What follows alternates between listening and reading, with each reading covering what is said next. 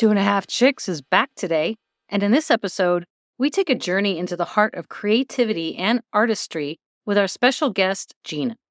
We talk candidly with both Gina and Brian, who provide an in-depth look at their variety of artistic talents. We also delve into the importance of inspiration in the creative process and the therapeutic value of art. From famous artists like Monet, Picasso, and Bosch, to art enthusiasts who find joy in crocheting, painting, or singing karaoke, each person's interpretation and experience with art are unique. Don't miss out on this conversation that promises a rich blend of inspiration, creativity, and artful musings. Welcome back to Two and a Half Chicks. It's me, Tess, and Monica, and Brian. Hello. And today we have a guest from the past, from season 2, joining us again. It's my sister, Gina. Hello. We're going to talk about art and the creative process. And we wanted to bring Gina back on for this conversation because my sister is a fantastic artist in many different mediums. She has been ever since we were very little. We thought what better guest to bring on. Brian is also a fantastic artist. Indeed. We have a lot of talent on here today. I don't know if we wanted to put a disclaimer on there, like just in case. We usually talk about a lot of different kind of topics. So this, this might be an ambient for you. An ambient or an Ambien? This might be a snooze alert. No, he means an Ambien. Ambien, whatever. I always get it wrong. Which is the one that makes you, the pill that makes you fall asleep? Ambien. That's the one. But it doesn't matter what we talk about. We're interesting, right? Damn straight. And you don't want to tell an artist that art is not an interesting topic. Oh, hell no. I've been in such a dry spell, I don't find it interesting. All right, well, let's start there. Let's talk about the creative process. Let's talk about what inspires you. My whole art is based around my relationships, for the most part. So the crazier the relationship, the more my art comes out. I have had the most normal relationship for the last year. I've picked up my guitar maybe twice, and I've never picked up a paintbrush. Wow. Interesting. Yep. Brian, you were telling me the last time you wrote a song was before you even met him. Yes, that was it. When I first moved out here, I was like, and I didn't know anybody. That was the last time I wrote a song. You dedicated it to her, but well, yeah, because it was one of those things where I wrote a song basically based on the next person I meet type deal. Yeah, that was it. That was my inspiration. Like I was lonely. I was alone. I was sad, and now I'm like pretty content and old man, and I drive a lesbian car, so it's like I have no inspiration. D even told me, he goes, I need some music from you. I'm like, I haven't picked up my guitar in so long. And he said, not acceptable. Oh my God, that's funny. Yeah. So you like to have like kind of like more vivid, turbulent feelings. Those are an inspiration for you. Yes. Yep. Mm-hmm. That's cool. Yeah. that's true for a lot of artists that we've known that make their great music, right? Yeah. Mm-hmm. Yeah. Like, I need some breath control in my life to write some music. Okay, so Gina, mm-hmm. how do you answer that question about what inspires you? I am inspired by human beings. So I love to draw people, faces, bodies, portraits, whatever. I think might be a little, human-centric, but I find that the human body is very beautiful and it's very expressive, and I love to see the beauty of emotions as expressed to the human body and the human face, facial expressions, gestures, all that kind of things. Plus, it's fun and challenging as all hell to draw humans. Oh yeah. Whenever I see your pictures, I get mad. You get mad. I'm like, because you can't draw that good. Yeah, because I'm like that bitch.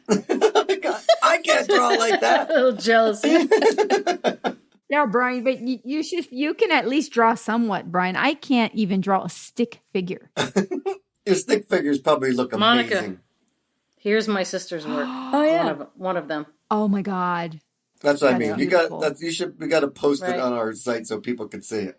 Paul, post one of mine, and Gina can post one of hers, and I'm going to look like some kindergartner just showed up. No, because your style is different is all. You have a different style, right. Brian. You do. Just that your style is different. Yours more like it's kind of like a stylized thing, and mine's more like hyper realistic. Yes, exactly. Look at that. That is gorgeous. Like I could see that. I could smell the beard cream in that dude's beard. I'm like, That is son of beautiful. a bitch.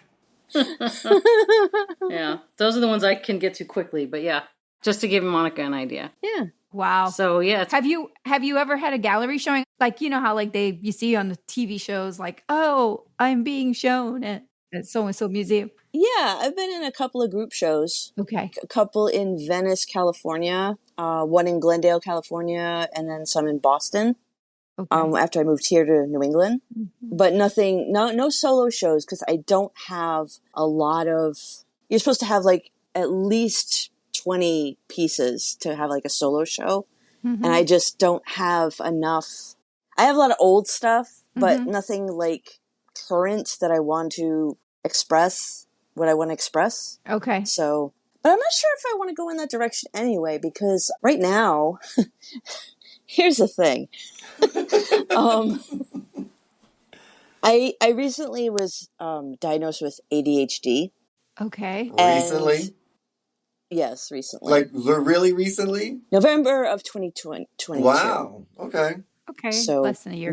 fairly recently. And that explains so much as to why I've been like all over the map as to changing what I want to do, what kind of, pieces I want to make and stuff like that. I've been just like all over the map. And it's like, so now I'm working on that particular thing so as I can manage it better. And so what I really want to do is illustrate. Like if a magazine article or a book cover or an album cover needs to be like, illustrated, I would like to like draw or paint that and like, freelance. That's the goal right now. You could totally get away with that. So I'm going to show you a picture. This is the only portrait I've ever done in my life. Wow. Oh, wow. That's cool, though. That is very that's cool. Great. That's awesome. I love that. There's depth in that. That is my buddy Joel's cousin. That is cool. And that was the only attempt I've ever made at trying to paint a portrait. And I was like, I'm never doing this again. What was painful for you? It was hard, right, Brian? It was. It was ridiculous. But it came out amazing. I like it. Yeah, it's very cool. For me, it looks like a cartoon version of a human. Oh, I've gone through that too. Yeah, and I'm like, that's not good enough. I don't like that. So I'm just going to just stick to painting dresses. But talk about what your style is when you do paint, because your style is pretty cool. I don't know the styles. I don't know if it's surrealism. Because I don't know what I would call it. So I'm not that much into art. I'm one of those people, I'll write the song, but I don't know the chords. I'll paint the picture, but I don't know the style. And I don't have the desire, because I probably have ADHD as well. But I don't have the wherewithal or the patience or the care enough to figure out my style. But what inspires you to do what you put on the canvas? Where does it come from? Your art is not like, it's not just a portrait of somebody. Gee, what would you call this? Yeah, what's that style? It's like it's not representational, but it's not abstract. I would say it's a stylized representation. I've always thought the word whimsical. Those are awesome. When I see Whimsical your is a paintings. good word. That is a good word. When I see your paintings, Brian, I always think of whimsical. Where does that idea come from? Well, okay, I'll be as easy as I can. I wanted to paint something, but I wanted it to be simplistic. When I went to Africa, I got inspired, and I was basically there with the women, right? So all the women all had babies, and there was never any men around. So all of my African paintings are just these whimsical or surreal, I don't even know what you want to call it, of these women, and they're babies. Okay, so it's just there's no face. It's just like a black thing with a little swoop in the middle as the face, and it's not any detail whatsoever. I try to put as much detail as I can in the dresses or the surroundings, but there's no feet, there's no face for the most part, right? So it did that because it was just easy, and I liked doing it. I just found the simplicity in it, and I was, I found joy. But the scenery in the spoke to you, right? Yes, to put on canvas. Yeah, and the bond between the mother and the child. Whatever they were doing, they did together. The kids were never out of sight. And when they were playing, all the kids were all playing around the moms who were doing the wash, or were just, drying clothes or sweeping, And when I tell you, when I was to Africa, I seen grass huts. It wasn't like I went to this place where there was like high rises and stuff like that. It was Africa. And Yeah. I just seen the simplistic life. And they were kicking a ball around. It wasn't even a soccer ball. It was just a little leather ball or something that somebody had gotten. But that's where I drew my inspiration. That's where you started, right? Yeah, that's where it started. And then you continued from there, because you've done some paintings where it was inspired by music, like where you had the piano and certain lyrics from songs like on your paintings. Yeah, I just basically, I get my guitar, I put it in a certain direction, and then I have the guitar is like the center of the focal point, and then there's a bunch of women. I just paint a lot of women all the time. I never really paint men. I guess I don't really like men, so. I was going to say that. And I always find like I'm surrounded by a lot of strong women in my life. So like I always like that the one painting you're talking about, Monica, is like the guitar, and it's like basically at a pub, or it's called like the C'est la Vie Cafe, and they're just blowing off steam at the end of the day, and they're all strong women just having a drink and reading books and still learning and improving their lives, where the mime is the guy who's serving them, and he's just sitting down having a break with them. I always think that men are like mimes. We're just mindless kind of, in the background. In the background things, We're all everybody gets annoyed when they see us and stuff, and women are just constantly evolving. So that's why I think I wind up painting and doing most of the things around women. That's interesting. Gina, your art often has more depth and meaning. There's like a message or some kind of emotional, sometimes there's a cause, or sometimes there's a... Yeah, when you see a picture, like somebody asks you to paint something, when they commission you and they send a picture to you, do you ever talk to them to kind of get their personality or anything? You just say, nope, I'm drawing the picture. Often I don't talk to the subject because it's usually a gift. Oh, yeah. Gotcha. So I don't have contact with the person. They send me I try to get them to send as many composite photographs as possible so I can get to know, because often it's somebody I haven't met before. That's fair. So I try to get all angles of their face and see the structure of their face so I can figure it out as to the actual pose it's going to be. It's like, okay, this is the structure of their nose, but this is the pose, but this is what it would look like on the other side and all that stuff, so. Yeah. Did anybody ever send you a picture of them doing it doggy style and you paint that or draw that? No, I did do a nude once, though. Oh. A reclining nude. It was a painting for her husband. She did a semi-nude of me for my husband. Oh, that's right, I did. Yeah, my first anniversary. What was the semi? You were nude. I just had a drape over me. Yeah. You were positioned. The picture itself wasn't. You were nude. Rose Yeah. from Titanic. That's what I was thinking. Yeah. Yeah, I was positioned in a way that didn't show full nudity because it's hanging in our house with kids. So, it wasn't full nudity. Oh, did she pay you a dime? Like Rose in Titanic. Oh. Monica, what have you done? Have you ever thought about doing a nude, painting a nude, stick figure wise or something? Painting a stick figure nude? No. A stick figure nude. Tell the milkman, look, later, I'm going to draw you. If I were to draw a stick figure nude, they'd probably think it was a spider or something. I cannot draw for the life of me. I cannot sing for the life of me. I could crochet. There we go. What are your creative outlets? Yeah, I can't crochet. Nobody can crochet. It's a lost art form. No, there are a lot of people who crochet nowadays. A lot of young I was just going to say, are they crochet. older? Not young No, people? I've Wow. seen a lot of young girls crocheting. I look at them, I'm like, oh, look what she's doing. She goes, yes, it's very soothing, which it is. I think you're Crocheting right. is I think very my soothing. niece does. I think you're right. Mm-hmm. Interesting. It's come back. Yeah. So for sure. that's my art, but don't ask me to sing. So Brian, if we do karaoke on the cruise, you're going to have to put on some earplugs. Oh my God, Monica, don't ask me to sing. Jesus Christmas. Oh, yeah. I'm not singing on no cruise. So Monica, you were excited about this episode, though, doing the art episode. What is it about art that made you I just excited? love Was to it- look. Because I am not artistic, I love to hear about people and their creative process and what they create. You can send me all the pictures of things that you've drawn, Gina. I would love to look at them. I love to look at art. I love to go to the museum. And I know a lot of people find the Met boring. But I love to go to the museum, and I'm one of those dorks who reads the little placards on the Wow. on the paintings. You are a dork. Like, when was this drawn? Why was this drawn? You know? No, it's really amazing to like listen to this. I mean, see the story behind it and what inspired them. You know, It cracks me up whenever I go to the museum, because like you go around and you keep seeing like a whole bunch of portraits and portraits and portraits and portraits and portraits of people, from many hundreds of years ago. And I laugh to myself when I go, these were the 17th, 16th century selfies. Mm-hmm. They couldn't do it themselves.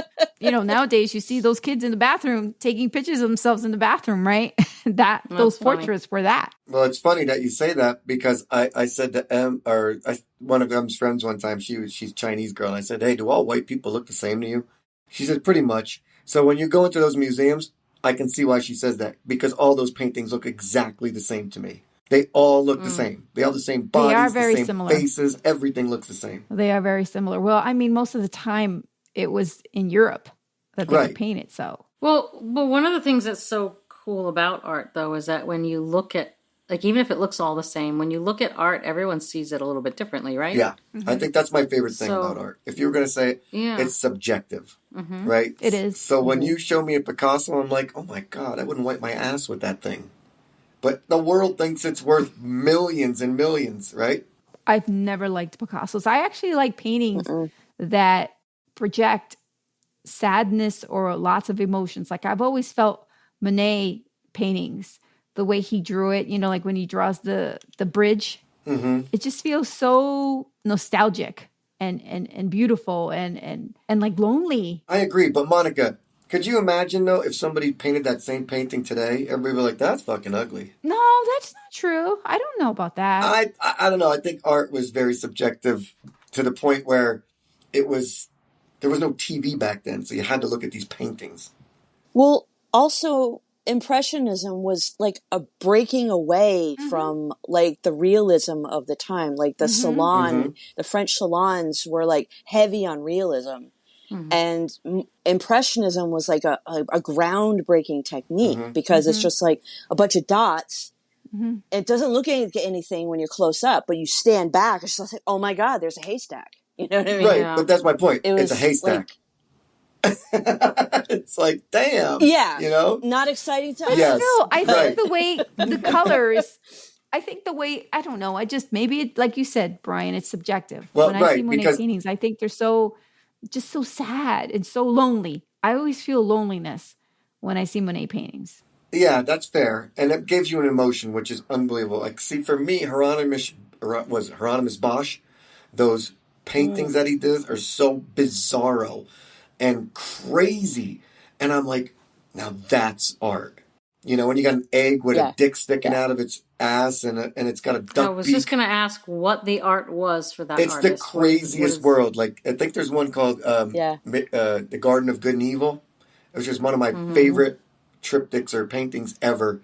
It's just unbelievable. And I went to the Bosch Museum when I was in Spain, and I was like, seeing this painting, I was like, this guy was off his rocker. He was nuts. I mean, I could see if this guy would have cut his ear off, because that's how bizarre his paintings are. Like Vincent van Gogh, you paint a sunflower, you cut your ear off?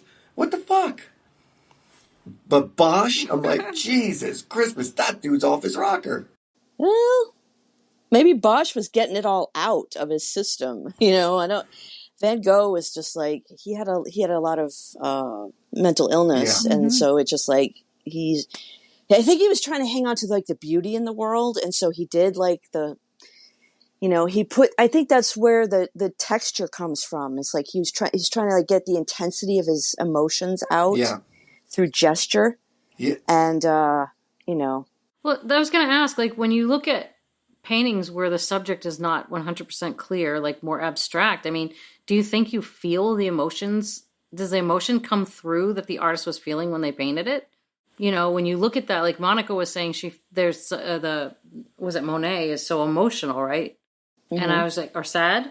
I was like, do you think that you ever, any person looking at art, do you think that they see the emotions that the artist was feeling or intended when they painted it? I think it's personal. It depends on what you are going through in your life, what's going on inside of you. And when I first looked at these paintings, I know there was a lot of sadness inside me. So that's why till this day, I associate a lot with a lot of sad paintings. So it's about the person looking, not It's at the necessarily person what they created. looking at it and what it means to them. Because I know I'm like Brian, he sees Monet, he doesn't like it. It's not that I don't like he has it. a different perspective. It's just, but you have a different. It doesn't give you emotions. it makes me feel peaceful. I will say that it's peaceful, and it's okay. I'm not saying it's bad, but I just think about all the other artists nowadays. Like I didn't get anything about who was the dude that painted all the Campbell's soup shit, Warhol or something like that, right? Yeah, Warhol. Like I don't get anything over a fucking can of Campbell's soup. Like you basically made it. It made me think of a movie I love called Sing Street, and it's just basically a story about a kid that falls for a girl in high school, and he says, I'm in a band, and he wasn't in a band, and he goes across the street, he tells his friend, we got to start a band.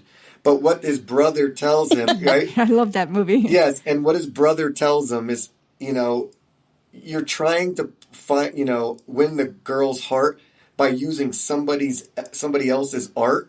So when I see Warhol painting Campbell's soup cans, I'm like, that's somebody else's artwork.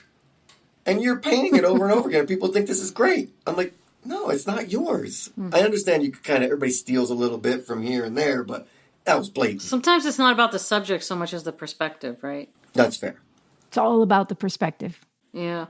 But I'm not saying that it isn't original, so I get that part of it, 100%, but I wonder if it was the perspective that he was going for. Warhol was, he was about pop culture. He was trying to okay. How do I say this? He's kind of taking pop culture and figuring out what our obsession with it is and what our perspective with pop culture was. So he's taking he's taking this can that you see every day, and it's just he's taking, let's make this art, and it's just he's taking like Marilyn Monroe. You did those four quadrants of Marilyn Monroe, and she's just she's everywhere. Everybody knows her, and it's just he's just saying, well, okay, here's this sex goddess, and just what is our relationship to her? How do we feel when we see her, and stuff like that. I get it. So it's just at least with the Marilyn Monroe posters, there was a chance you might see a nipple or something. But was he going to spill out the vegetable beef soup? What might I see, a carrot? It was just I don't know. I don't get the whole Campbell soup thing. That's why art is so subjective. Brian, right? his was a different form of art. It wasn't like he was making original paintings. He was just taking something and trying to show it to you, like what Gina's saying, showing it to you in a different way, make you think a different way about it. I get it. So that was his form of art. Some people thought he was an idiot, but some people thought he was a genius. Right. And he might have just got joy in doing it, not the actual, because I'll tell you something for myself. I don't enjoy the creative process. Once I know what I'm doing, I like the doing part. I don't I used to decorate cakes. That was my art years ago. I didn't like figuring out what to do on the cake, but once I knew what I was going to do, I loved doing it. So maybe he didn't know what he wanted to do or what spoke to him, but he liked the doing part. Just a theory. It makes sense, but you see, this is why I do not want anybody seeing my art, because I am such a asshole when I see other people's art. Well, that's their problem, It's though. Just my God. It's your problem. He doesn't have to care about your opinion. You don't have to care about other people's But I do. That's why I don't. Because there's going to be enough people that it speaks to. You would be very upset if somebody saw your artwork and said, "Oh my God, that's terrible." Yeah, that's childish. Exactly. I'm sure Gina would say the same thing. No, that's not childish. I'm sure if somebody she drew his picture of somebody and they looked at him like, that looks nothing like the picture at all, you'd be crushed, wouldn't you, G? If someone saw your drawing and they said, "Oh my God, I don't like that at all," you'd be like, "Oh fuck, that's horrible." Or would you say, "I don't care, I like it"? I'd be like, "You're wrong, but you're welcome to your opinion." That's a good one. So let's say Gina has a bit of confidence. She's got confidence in her. That's fair. I do. I try to get a likeness when I draw people that are if it's not from my imagination, if it's somebody in the world, I try to get as much of a likeness as possible, you know. But you have a lot of pieces of art where you're not, it's coming out of your head. It's not from a photo. No, who's going to criticize that? It's just like yours, Brian. Who's going to criticize something that you just saw? And it takes talent to do that. So I don't know. I think there's a lot of people that would like it. I don't know who it was I read this about like many years ago. I think it was Oscar Wilde who wrote an essay saying that people shouldn't create art to please others. Yeah. Because when you start creating art to please others, then you're not really creating what you are expressing, what is coming out of you. You're doing it only for, the pleasure of others. So if you're going to really create art, just create the art that you want so that you love it. And if nobody else likes it, well, that's on them. But if you love it, you're giving out your best work. And that will make you happy. I completely agree with that. That's why my paintings are all sitting on my walls and not at at a store or online to buy and stuff. Because if I put this stuff online, I remember one time I went and got a frame put around one of my paintings, and I brought it to like an art gallery in Somerville. And I was like, oh my God, this thing's going to sell in like 13 minutes. It never, ever sold. And it was like one of my favorite pieces that I've ever done. And I'm like, no one liked this damn thing. And it wasn't overly priced. And I was like, shit, I'm not doing this anymore. You didn't like the feeling of rejection? Yeah, it was horrible. That's the thing about art, is that something that is like so meaningful to you, it's just like may or may not appeal to the masses. Yep. You know what I mean? There's art and then there's marketing. Yeah, you know what I mean? Two different things. That's why some people don't do it for a living, right? Because they want to be true to themselves. They don't want to have... Because, I mean, there's times where I'll hear Tim talking where he'll do a music project for somebody, and he knows what he's doing, and he knows what he sees and what he thinks should be done. But then they'll ask him to do something that he might feel is not, good for it. Like, or even if he was doing a compilation video or whatever, someone might say, change it this way. And he's like, ooh, that's not going to be good, but you have to do it because they're paying you. Right. It's completely different than if you're doing it for you, right? Right. Yeah. And that's like, Gina, correct me if I'm wrong, but is that one of the reasons that you didn't ever do like a graphic arts job or something like that? Or like, didn't you want to keep your art for you? No, I'm if I'm doing a commission for somebody or a job, then I'm very happy to do whatever they want. Do you enjoy doing that art as much as the stuff that inspires you, I guess is the question. Not quite as much, but it's still fun. Okay. It's still fun to like draw. I love the process of drawing and painting, and so it's like yay, but it does feel like an assignment. Right. Which is fine, but it's just a little bit different. There's parameters. Sure. That you don't have if you're doing something for yourself, Yeah. Because sometimes when I would paint stuff, and this was like such a stupid thought process I have, but I would paint something and literally like 4 hours would go by in a matter of 5 minutes. Like when you're painting something, time has you have no concept of time. And I remember thinking, oh man, I could have done so much more. But the truth of the matter is, I would have just watched a movie on Netflix. But that shit brought my heart rate down. You know what I mean? And I was focused on certain things and just getting the colors right. It was such great therapy. And I'm sitting in a room right now where I have an art table. I got the paints all right there. Haven't picked up a paintbrush in over a year. I got no crazy in my life. I don't want to paint about my job. So I'm not going to paint about that crazy. But like my relationships were crazy. Like when you went to Africa and you got inspired by something you saw, maybe inspiration could come from something like that. Yeah. I know you're not going to Africa right now. Yeah, because that wasn't inspired by crazy. No. Right? Well, my relationship was horrible back then, but no, that was not inspired by crazy. That was just like, I want to pick up a brush and try something. Because I never went to art school. I took art in high school and grade school, but like, they just tell you, slap it on the painting and we'll get an A. It was like the easiest thing to do. Yeah. But I never was properly trained. Like when I see you drawing pictures, you draw the circle for the face with the, the plus going through it and you're doing all the math on it. I'm like, I'm going to wing it. If it comes out good, if it does. If it doesn't, it doesn't. I don't want to put the work in. Sure. It's like sex. Yeah. I don't want to put the work in. I don't want the foreplay. The art of making love, right? I don't want to do all that anymore.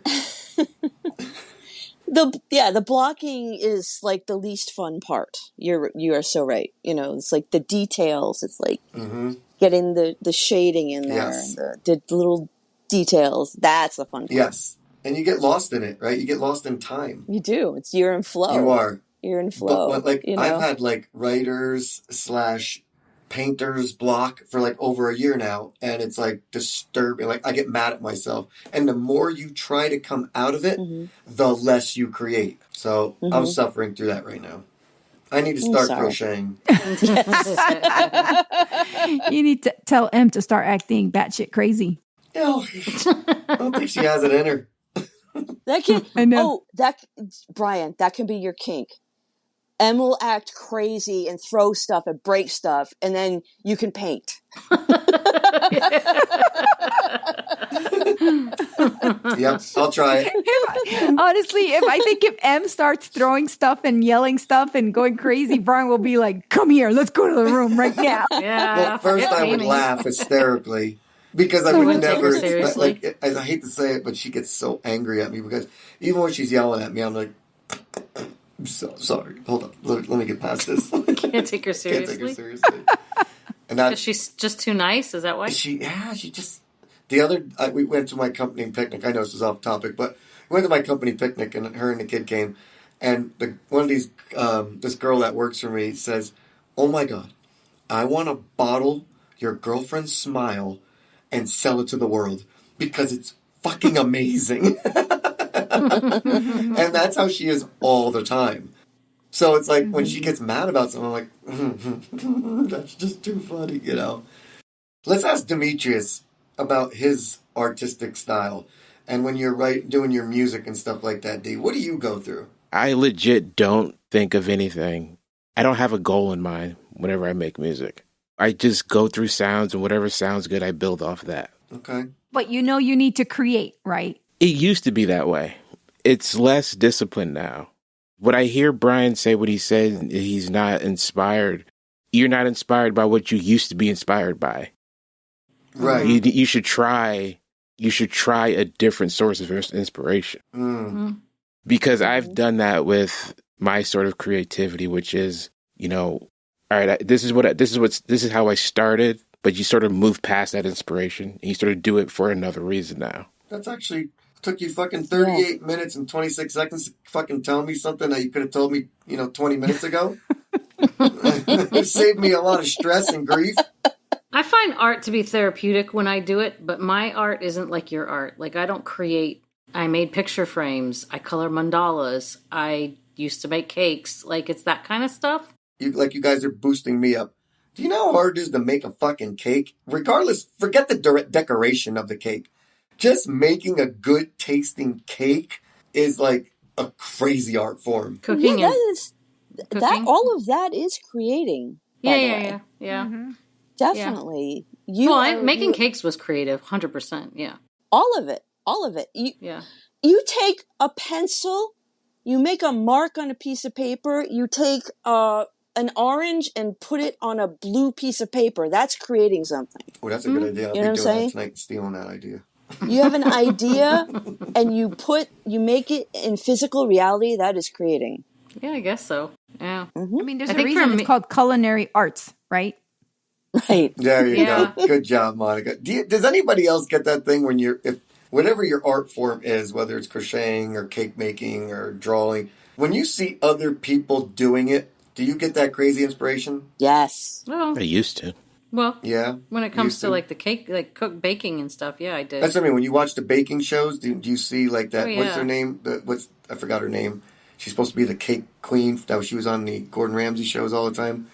Blonde girl. Yeah, I don't know. Anywho.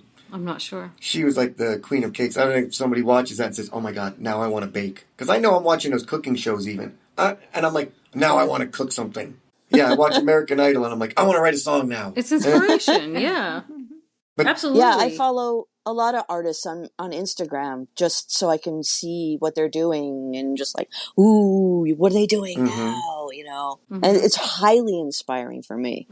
That's Absolutely. cool. Well, we kind of broached on this in the beginning when Brian, you had said that you lost your inspiration, but that was one of the things I wanted to touch on is how are you inspired? Like, what does inspire you? Like, you're always the first one to hear the music I write. You haven't heard one in over a year. But every time you hear one of my songs, the first thing you say is, oh my God, like, I felt like I lived that with you. They need to be heard is what I'm always telling you. Well, thank you. But your songs need to be heard by the masses. Yeah. So when I was writing songs about the devil, like you knew all the stories, right? Yeah, so when you listen to my lyrics, you're like, oh my God, I remember you. Like, it's kind of like you remember me telling you, you know? All of my songs are stories. It's like I tell Em all the time, everything I write is a diary. It's everything I know. It's like a journaling. It's like you're journaling, but you're, And I have nothing to journal about now. I know it sounds horrible. I don't mean it in a bad way. I'm very content. But what am I going to do? Write about my lesbian Forester? Well, you're not feeling intense emotions in the negative realm. No. You're not feeling heartbreak. Right. You're not feeling, frustration. You're not feeling, I mean, maybe over like Instant Family, that took you a minute. Yeah. But I mean, you're not feeling the same kind of intensity of emotions. But like Demetrius said, maybe I need to start focusing on what I got good and try to flip the script instead of writing about sad or something like that. Maybe try to write about something happy. Is there anything that you're curious about? Like sexually? No. In any other way, I mean, maybe yes, but I mean, just in life. If I come out next week and I show you guys a painting of a dick that I painted, I'm going to say blaming Gina for this. Music to have sex by. Yeah, music, right? Music to have sex by. There we go. Yeah, I don't know. I'd have to sit there and actually like figure out my life before I could figure out what something new, something inspiring right now. Because right now nothing is inspiring out here. I don't find any inspiration in Reno. Zero. But I think that's because you're not happy where you are. Like that's, that's a big part of it probably. Sure, yeah. That could be. And another thing, like I said, going off topic, but like, I don't feel rooted here. I know this will never be my forever home. So I've been renting everywhere I go is renting. I don't have roots anymore. I need some roots. And maybe I can start working on something, artistically to, like Demetrius is shaking his head, right? Maybe find something in that realm. Write about finding roots. Yeah. Do you ever feel nostalgic that you could write something from a nostalgic perspective? Yeah, I don't know if that's as healthy as looking forward. Maybe looking back isn't as healthy as looking forward, but... It's doing something. Well, I mean, if you miss your art, then there's ways to reconnect to it, but if you don't, then there's no pressure either way, Right. Well, have you found another outlet to de-stress, Brian, instead of your painting and creating music? Just rubbing one out. Okay. Did you expect any other response? No, I got a fish tank, and I fucking stare at this stupid fish tank for like an hour a day. And I feel like I have just wasted an hour of my day. But then I think my blood pressure is nil right now. But Brian, I've seen your fish tank, and it is actually a really beautiful fish tank. Thanks, Monica. You've got the plants and the special kind of fish. It's an ecosystem. It looks like an oasis, yeah. Watching beauty is never a waste of time, ever. Yeah. No, and you're slowing down when you're doing that. You're not like stressed and like on your phone and... you're slowing down. Yeah, and we don't do that enough as people. We don't slow down enough. Yeah, because Em said to me, that is the best television you ever bought. Because I literally stare at better quality than a lot of stuff on television, too, I'm sure. Yeah. That's cool. Yeah. Gina, what about your inspiration? What inspires you? Like, because you go through moments of blocks, too, right? Yeah, definitely. Definitely. I don't see yours lasting too long, though. Oh, yeah. Some artists are just like cranking stuff out all the time. It takes me a while to percolate, but I like to illustrate like ideas and, let's see. So I did like a couple of pieces, like, pencil drawings. I did one that's like a human head, face divided into 4 quadrants. and each quadrant had a different the characteristics of a different race and gender. And I like to put text in my pieces. That's if you didn't get it by looking at the picture, here's what I'm saying. And it says our humanity, and it has the greater than sign from like math equations. Our humanity is greater than our differences. And, so I like to get like ideas across and, stuff that I feel is important for people to like think about and consider.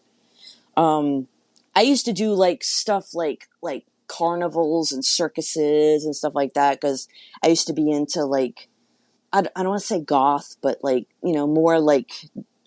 more colorful stuff when I used to be like into the 20s. Okay, because I was like, goth, that's be like the a exact flapper. opposite of colorful. Yeah.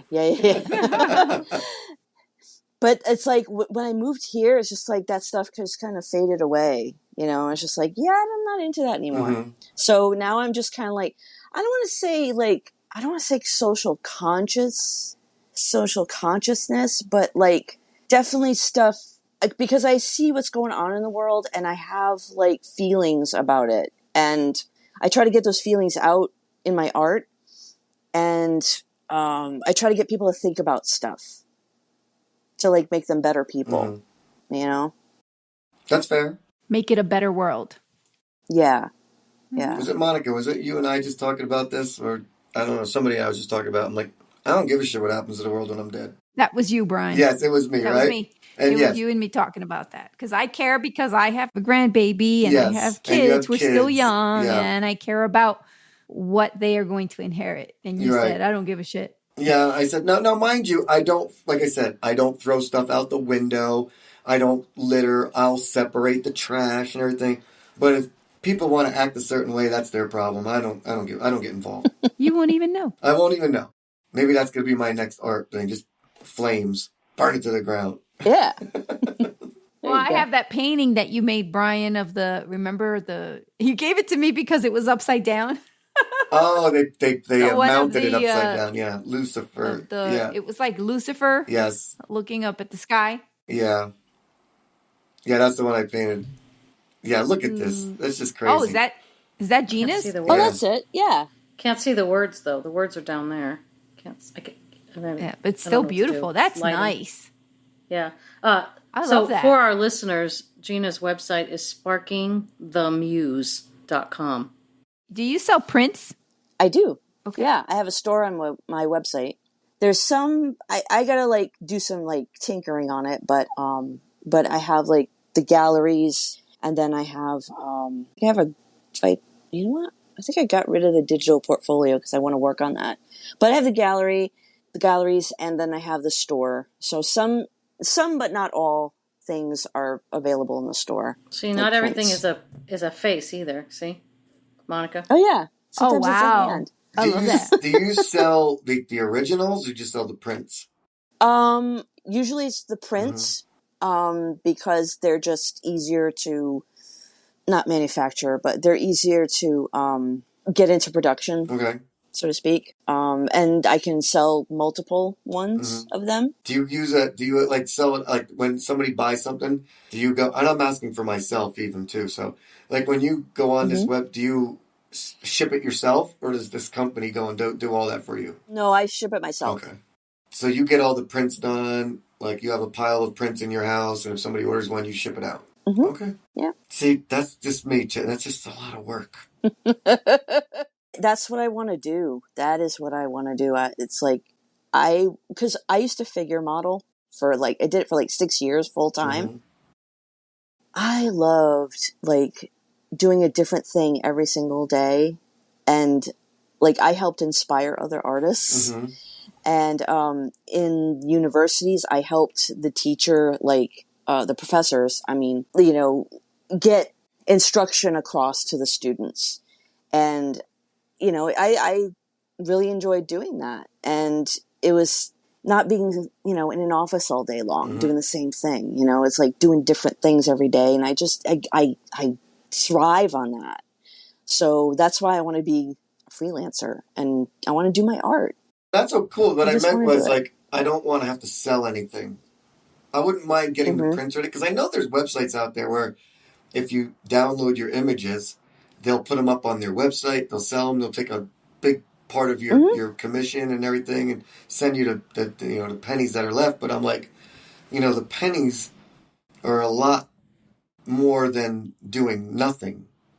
Like, pennies are better than not getting anything in return. So it's like, I don't want to have to ship anything. I don't want to think about it. You could do that too. Yeah. You mean have somebody else do it for you? Yes. Yeah. Oh. Yeah. Yeah, I have some of my pieces on there on one of the, like a website like that too, Society 6. And they do it all. So I have like the bases covered. Okay, that's fair.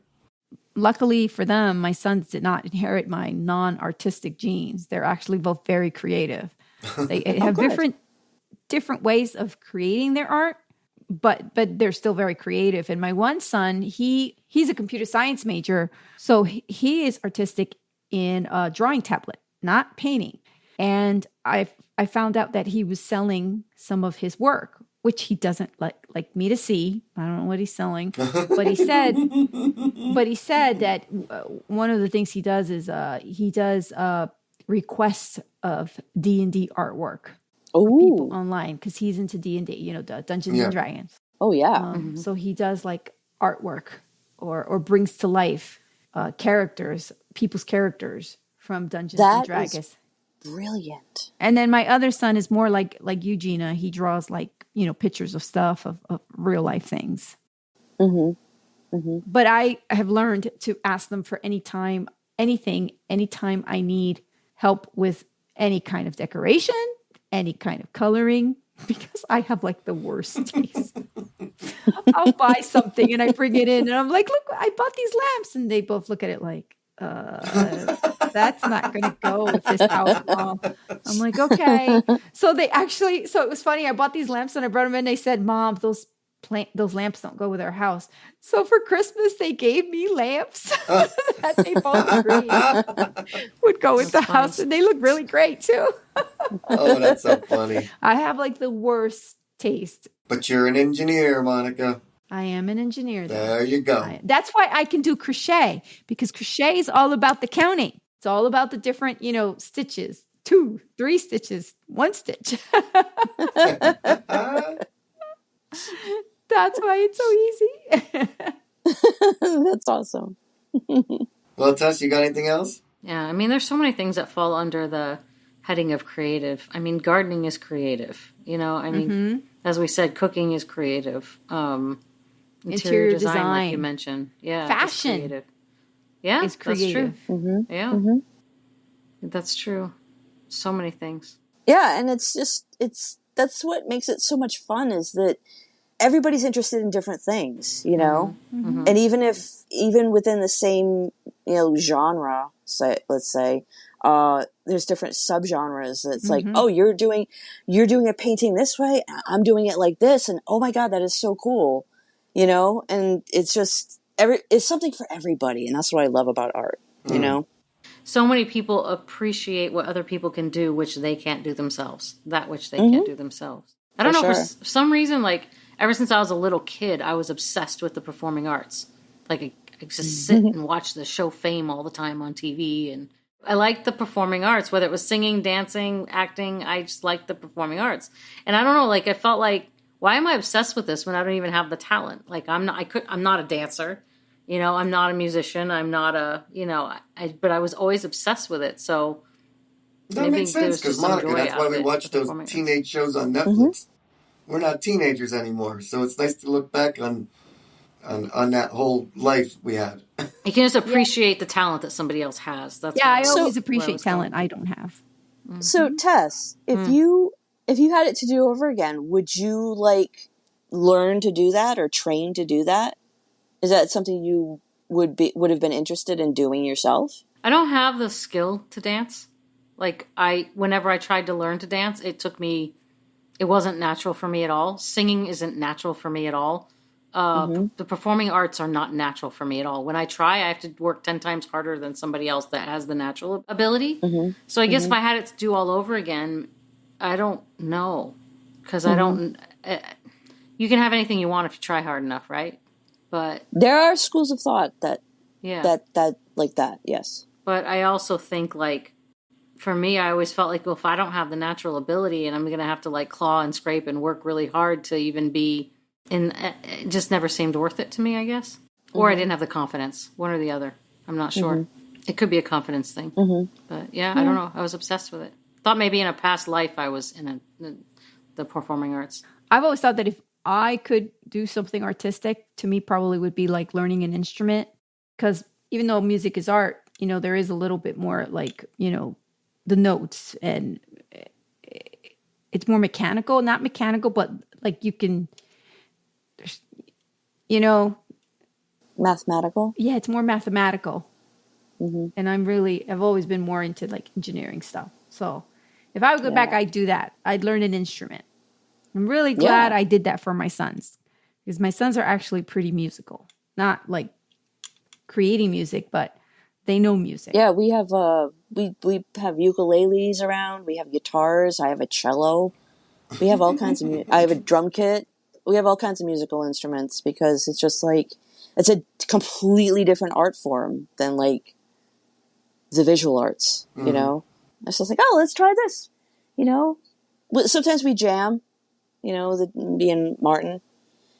And it's a lot of fun. Like, let's piss off the neighbors. Yeah.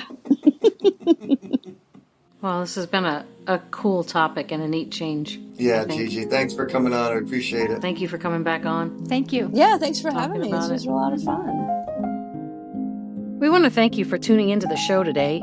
We want to thank Gina for joining us and sharing candidly. You can see her work on her website, sparkingthemuse.com. What inspires you and makes you feel creative? Share it with us by emailing us at 2.5chicks@gmail.com or message us on Instagram at 2.5chicks. More 2.5 Chicks is coming your way. Until then, bye.